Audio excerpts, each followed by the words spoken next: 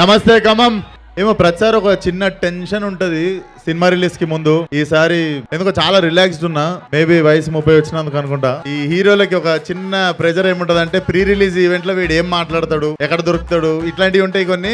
But నాకు తెలిసి ఈసారి మాట్లాడడానికంటే ఎక్కువ I feel very overwhelmed. So last 2-3 సినిమాల నుండి సినిమాలు కొంచెం వెనక ముందు అయినా కూడా ఓపిక్ గా నాతో పాటు నిల్చొని నన్ను సపోర్ట్ చేసిన ప్రతి ఒక్కరికి thank you so much. Time బాగున్నప్పుడు అందరు ఉంటారు మనతో, టైం బాగాలేనప్పుడు మనతో ఎవరు ఉంటారో వాళ్ళే చాలా ఇంపార్టెంట్. అండ్ నాతో ఉన్న వాళ్ళందరూ I can't forget your unconditional love.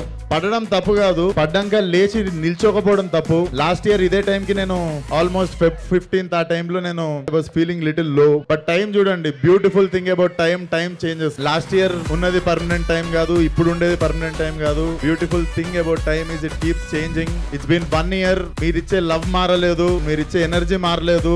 I'm still standing here. Cinema definitely మీరు చాలా చాలా ఎంజాయ్ చేస్తారు. And this film came into my life in very crucial time. నా పరిస్థితుల్లో ఎవరన్నా ఉంటే యూజువల్లీ మనం లాస్ట్ 2 సినిమాలు కొంచెం దెబ్బైనాయి. ఇప్పుడు ఏం సినిమా సెట్ చేసుకోవాలి, మనం కెరియర్ ని ఎట్లా మళ్ళీ రీబిల్డ్ చేసుకోవాలి అని ఒక ఛాలెంజ్ వస్తుంది ఏ హీరోకైనా. God always have better plan. Thank you మామా Anudeep for considering me as Komal. నీకు తెలియదు, చాలా క్రూషియల్ టైం లో నాకు సినిమా ఇచ్చినావు. ఇంతమంది కలిసి ఈ సినిమాకి పనిచేసి ఈ టీమ్ లో నన్ను కూడా పార్ట్ చేసుకున్నందుకు thank you so much. So love you one and all. Theatre కి రండి, ఈసారి డిసప్పాయింట్ చేయను.